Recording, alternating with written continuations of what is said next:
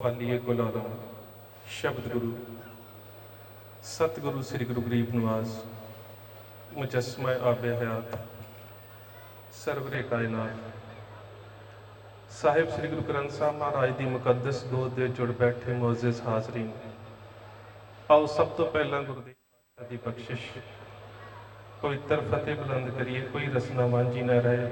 ਪਿਆਰ ਸਹਿਤ ਆਖਣਾ ਜੀ ਵਾਹਿਗੁਰੂ ਜੀ ਕਾ ਖਾਲਸਾ ਵਾਹਿਗੁਰੂ ਜੀ ਕੀ ਫਤਿਹ।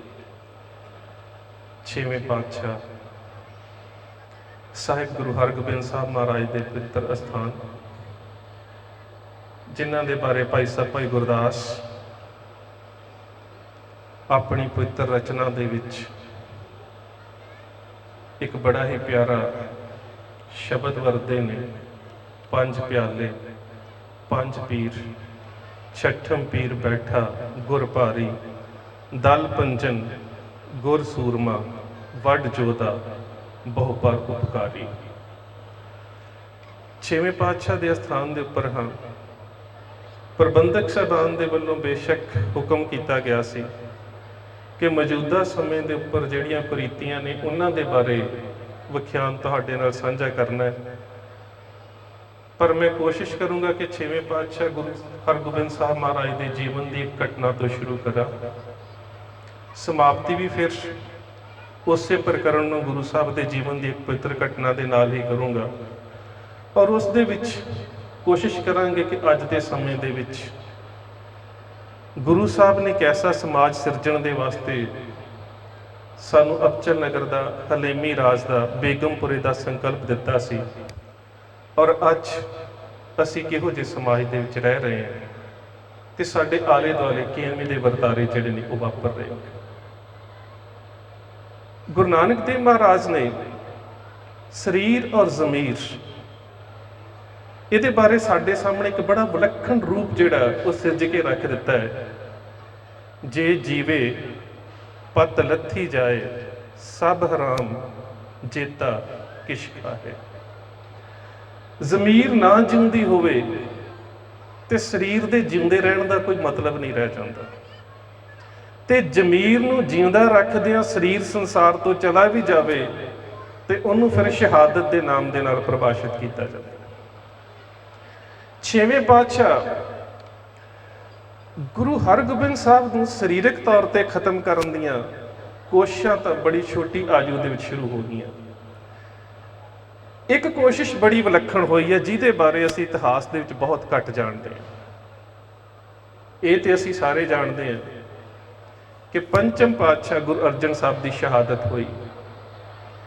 ਸ਼ਹਾਦਤ ਦੇ ਵਿੱਚ ਕਿਹੜੇ ਕਿਹੜੇ ਲੋਕਾਂ ਦਾ ਕਿੰਨਾ ਹੱਥ ਸੀ, ਨਕਸ਼ਬੰਦੀ ਲਹਿਰ ਦਾ ਕਿੰਨਾ ਹੱਥ ਸੀ, ਸਖੀ ਸਰਵਰੀਆਂ ਦਾ ਕਿੰਨਾ ਹੱਥ ਸੀ, ਪਰਿਵਾਰਕ ਕਾਰਨ ਕਿਵੇਂ ਦੇ ਸੀ, ਉਸ ਸਮੇਂ ਆਪਣੇ ਆਪ ਨੂੰ ਕਵੀ ਸਮਝਣ ਵਾਲੇ ਲੋਕਾਂ ਦਾ ਹੱਥ ਕਿੰਨਾ ਸੀ, ਤੇ ਗੁਰੂ ਘਰ ਦੇ ਦੋਖੀਆਂ ਦਾ ਹੱਥ ਕਿੰਨਾ ਸੀ, ਤੇ ਇਸ ਤੋਂ ਇਲਾਵਾ ਚੰਦੂ ਦਾ ਹੱਥ ਕਿੰਨਾ ਸੀ।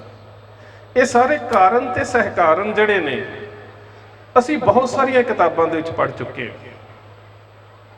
ਪਰ ਜਿਸ ਵੇਲੇ ਵੱਡ ਜੋਧੇ ਬਹੁ ਪਰਉਪਕਾਰੀ ਸੂਰਮੇ ਗੁਰੂ ਹਰਗੋਬਿੰਦ ਸਾਹਿਬ ਗਵਾਲੀਅਰ ਦੇ ਕਿਲੇ ਦੇ ਵਿੱਚ ਕੈਦ ਨੇ, ਉੱਥੇ ਵੀ ਗੁਰੂ ਸਾਹਿਬ ਨੂੰ ਸਰੀਰਕ ਤੌਰ ਤੇ ਖਤਮ ਕਰਨ ਦੀ ਇੱਕ ਬੜੀ ਵਿਲੱਖਣ ਕੋਸ਼ਿਸ਼ ਹੋਈ ਹੈ, ਔਰ ਉਹ ਕੋਸ਼ਿਸ਼ ਕੀਤੀ ਹੈ ਚੰਦੂ ਦੇ ਪੁੱਤਰ ਧਰਮਚੰਦ ਨੇ। ਚੰਦੂ ਦੇ ਦੋ ਬੇਟੇ ਸੀ, ਕਰਮਚੰਦ ਔਰ ਧਰਮਚੰਦ।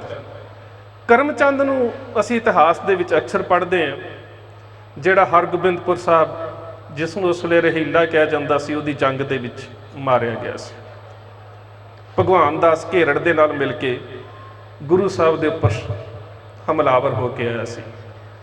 ਪਰ ਜਿਹੜੀ ਧਰਮਚੰਦ ਨੇ ਕੋਸ਼ਿਸ਼ ਕੀਤੀ ਹੈ ਗੁਰੂ ਸਾਹਿਬ ਨੂੰ ਸਰੀਰਕ ਤੌਰ ਤੇ ਖਤਮ ਕਰਨ ਦੀ, ਉਸ ਦੇ ਬਾਰੇ ਅਸੀਂ ਬੜਾ ਘੱਟ ਜਾਣਦੇ ਹਾਂ। ਕਿਤੇ ਤੁਹਾਨੂੰ ਉਸ ਸਮੇਂ ਦੇ ਸਰੋਤਾਂ ਨੂੰ ਪੜ੍ਹਨ ਦਾ ਮੌਕਾ ਮਿਲੇ, ਉਹਦੇ ਵਿੱਚ ਜ਼ਿਕਰ ਮਿਲੇਗਾ ਕਿ ਚੰਦੂ ਦਾ ਬੇਟਾ ਧਰਮਚੰਦ ਗਵਾਲੀਅਰ ਜਾਂਦਾ ਹੈ ਨਾਇਕ ਹਰੀਦਾਸ ਦਰੋਗੇ ਦੇ ਘਰ। ਇਹ ਉਹ ਦਰੋਗਾ ਹੈ ਜਿਸ ਗਵਾਲੀਅਰ ਦੇ ਕਿਲੇ ਦੇ ਵਿੱਚ ਗੁਰੂ ਸਾਹਿਬ ਨੂੰ ਕੈਦ ਕੀਤਾ ਗਿਆ ਹੈ। ਉਹਦੀ ਸਾਰੀ ਜਿਹੜੀ ਮੁਖਤਿਆਰੀ ਇਸ ਦੇ ਕੋਲ ਹੈ। ਹਕੂਮਤ ਦੇ ਵੱਲੋਂ ਨਿਯੁਕਤ ਕੀਤਾ ਗਿਆ ਦਰੋਗਾ ਹੈ। ਨਾਮ ਹਰੀਦਾਸ ਹੈ। ਨਾਇਕ ਹਰੀਦਾਸ ਸ਼ਬਦ ਇਸ ਕਰਕੇ ਆਉਂਦਾ ਹੈ ਕਿ ਲੁਬਾਣਾ ਪਰਿਵਾਰ ਦੇ ਨਾਲ ਸੰਬੰਧ ਰੱਖਦਾ ਹੈ। ਇਸ ਦੇ ਕੋਲ ਧਰਮਚੰਦ ਗਿਆ ਤੇ ਜਾ ਕੇ ਇੱਕ ਖਿੱਲਤ ਦਿੱਤੀ ਹੈ, ਇੱਕ ਪੋਸ਼ਾਕ ਦਿੱਤੀ ਹੈ, ਇੱਕ ਚੋਲਾ ਦਿੱਤਾ ਹੈ ਕਿ ਗੁਰੂ ਸਾਹਿਬ ਤੱਕ ਪਹੁੰਚਾ ਦੇ। ਗੁਰੂ ਸਾਹਿਬ ਤੱਕ ਨਹੀਂ ਪਹੁੰਚਾਇਆ ਗਿਆ।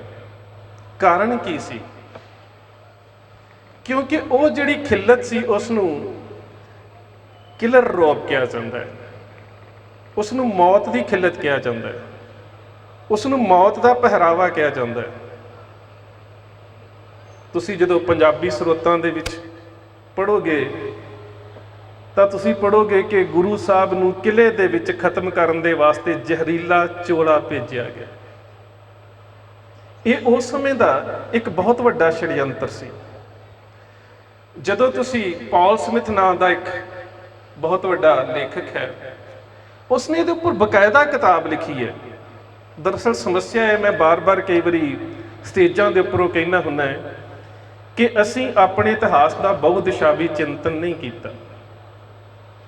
ਅਸੀਂ ਆਪਣੇ ਇਤਿਹਾਸ ਨੂੰ ਬਹੁਤ ਘੱਟ ਪੜ੍ਹਿਆ। ਅਸੀਂ ਆਪਣੇ ਇਤਿਹਾਸ ਦਾ ਅਧਿਐਨ ਨਹੀਂ ਕੀਤਾ। ਕੋਈ ਸਮਾਂ ਸੀ ਜਦੋਂ ਦੁਸ਼ਮਣ ਨੂੰ ਮਾਰਨ ਦੇ ਵਾਸਤੇ ਇਹ ਅਹਿਮ ਹਥਿਆਰ ਦੇ ਵਜੋਂ ਵਰਤੀਆਂ ਜਾਂਦੀਆਂ ਸੀ, ਔਰ ਇਹ ਤਿਆਰ ਪਤਾ ਕਿਵੇਂ ਕੀਤੀਆਂ ਜਾਂਦੀਆਂ ਸੀ? ਅੱਜ ਤੁਸੀਂ ਵੇਖਦੇ ਹੋ ਅਸੀਂ ਸਾਰੇ ਭੈਭੀਤ ਹਾਂ। ਕੁਝ ਸਮੇਂ ਤੋਂ ਮਨ ਦੇ ਵਿੱਚ ਇੱਕ ਡਰ ਪੈਦਾ ਹੋ ਗਿਆ ਸੀ ਕਿ ਕਰੋਨਾ ਕੋਵਿਡ-19 ਇੱਕ ਬਿਮਾਰੀ ਹੈ। ਹਰ ਬੰਦਾ ਭੈ ਦੇ ਵਿੱਚ ਹੈ, ਡਰ ਦੇ ਵਿੱਚ ਹੈ। ਬਿਮਾਰੀਆਂ ਪਹਿਲਾਂ ਵੀ ਫੈਲਦੀਆਂ ਸੀ, ਪਰ ਉਹਨਾਂ ਸਮਿਆਂ ਦੇ ਵਿੱਚ ਕੁਝ ਲੋਕ ਐਸੇ ਸੀ ਜਿਹੜੇ ਇਹਨਾਂ ਬਿਮਾਰੀਆਂ ਦੇ ਵਿੱਚੋਂ ਆਪਣੇ ਦੁਸ਼ਮਣ ਨੂੰ ਖਤਮ ਕਰਨ ਦੇ ਢੰਗ ਭਾਲਦੇ ਸੀ। ਜਿਸ ਵੇਲੇ ਉਦੋਂ ਇਹ ਬਿਮਾਰੀਆਂ ਫੈਲਦੀਆਂ ਸੀ ਤੇ ਜਿਹੜੇ ਇਹਨਾਂ ਬਿਮਾਰੀਆਂ ਤੋਂ ਪੀੜਿਤ ਲੋਕ ਹੁੰਦੇ ਸੀ, ਇਹਦਾ ਸਭ ਤੋਂ ਪਹਿਲਾ ਹਵਾਲਾ ਸਾਨੂੰ ਇਜ਼ਰਾਈਲ ਦੇ ਇਤਿਹਾਸ ਦੇ ਵਿੱਚ ਮਿਲਦਾ ਹੈ ਕਿ ਉੱਥੋਂ ਦੇ ਧਾਰਮਿਕ ਵਿਅਕਤੀ ਅਲੀਸ਼ਾ ਨੇ ਇਸ ਦਾ ਢੰਗ ਸਿੱਖਿਆ ਕਿ ਕੋਹੜ ਦਾ ਰੋਗ ਦੂਰ ਕਿਵੇਂ ਕੀਤਾ ਜਾਵੇ ਅਲੀਜ਼ਾ ਦੇ ਕੋਲੋਂ। ਤੇ ਉਸ ਵੇਲੇ ਇੱਕ ਰਾਜਾ ਜਿਹੜਾ ਸੀਰੀਆ ਦਾ ਸੀ ਆਪਣਾ ਇਲਾਜ ਕਰਾਉਣ ਆਇਆ, ਉਹਨੂੰ ਠੀਕ ਕੀਤਾ ਤੇ ਜਾਣ ਲੱਗਾ ਉਹ ਆਪਣੇ 10 ਵਸਤਰ ਦੇ ਗਿਆ। ਉਹ ਜਿਹੜੇ 10 ਵਸਤਰ ਦੇ ਕੇ ਗਿਆ, ਉਹ ਸਾਰੇ ਉਹ ਵਸਤਰ ਸਨ ਜਿਨ੍ਹਾਂ ਨੂੰ ਕੋਹੜ ਦੇ ਜਰਾਸੀਮ ਲੱਗੇ ਹੋਏ ਸੀ। ਉਸਨੇ ਇਹ ਪ੍ਰਵਾਨ ਨਹੀਂ ਕੀਤੇ, ਪਰ ਉਸਦਾ ਇੱਕ ਨੌਕਰ ਸੀ, ਉਸਨੇ ਪ੍ਰਵਾਨ ਕਰ ਲਏ। ਜਦੋਂ ਉਹਨੇ ਉਹ ਵਸਤਰ ਧਾਰਨ ਕੀਤੇ ਜਿਹਨੂੰ ਕੋਹੜ ਦੇ ਜਰਾਸੀਮ ਲੱਗੇ ਹੋਏ ਸੀ, ਤਾਂ ਬੜੀ ਜਲਦੀ ਉਸਦੀ ਮੌਤ ਹੋ ਗਈ। ਤੁਸੀਂ ਹੋਰ ਵੀ ਅੱਗੇ ਜਾ ਜਾਓਗੇ ਤੇ ਜਿਹੜੇ ਅਮਰੀਕਾ ਦੇ ਮੂਲ ਵਸਨੀਕ ਸੀ, ਨੇਟਿਵ ਅਮਰੀਕਨਸ, ਉਹਨਾਂ ਨੂੰ ਮਾਰਨ ਦੇ ਵਾਸਤੇ ਕੰਬਲ ਦਿੱਤੇ ਗਏ, ਗਰੀਬਾਂ ਨੂੰ ਕੰਬਲ ਵੰਡੇ ਗਏ, ਔਰ ਉਹਨਾਂ ਕੰਬਲਾਂ ਨੂੰ ਚਿਕਨ ਪੌਕਸ ਦੇ ਜਿਹੜੇ ਜਰਾਸੀਮ ਸੀ ਉਹ ਲੱਗੇ ਹੋਏ ਸੀ। ਜਿਹੜਾ ਵੀ ਕੰਬਲ ਲੈਂਦਾ ਸੀ ਉਹਨੂੰ ਹੌਲੀ ਜੀ ਉਹ ਬਿਮਾਰੀ ਨਿਕਲਦੀ ਸੀ, ਜਿਸ ਨੂੰ ਅਸੀਂ ਛੋਟੀ ਮਾਤਾ ਜਾਂ ਵੱਡੀ ਮਾਤਾ ਕਹਿ ਦਿੰਦੇ ਹਾਂ। ਬੁਖਾਰ ਹੁੰਦਾ ਸੀ, ਮੌਤ ਹੋ ਜਾਂਦੀ ਸੀ। ਅਕਬਰ ਨੇ ਮਾਰਵਾੜ ਦੇ ਰਾਜੇ, ਮਾਫ ਕਰਨਾ, ਔਰੰਗਜ਼ੇਬ ਨੇ ਮਾਰਵਾੜ ਦੇ ਰਾਜੇ ਜਸਵੰਤ ਸਿੰਘ ਨੂੰ ਕਿਲਰ ਰੌਬ ਦੇ ਨਾਲ ਖਤਮ ਕੀਤਾ। ਉਸਦੇ ਬੇਟੇ ਪ੍ਰਿਥੀ ਸਿੰਘ ਨੂੰ ਇਸ ਤਰ੍ਹਾਂ ਖਤਮ ਕੀਤਾ, ਔਰ ਇੱਥੋਂ ਤੱਕ ਕਿ ਆਪਣੇ ਬੇਟੇ ਮੁਹੰਮਦ ਅਕਬਰ ਨੂੰ ਵੀ ਔਰੰਗਜ਼ੇਬ ਨੇ ਇਸੇ ਤਰ੍ਹਾਂ ਹੀ ਮੌਤ ਵਾਲੀ ਖਿੱਲਤ ਦੇ ਨਾਲ ਖਤਮ ਕੀਤਾ।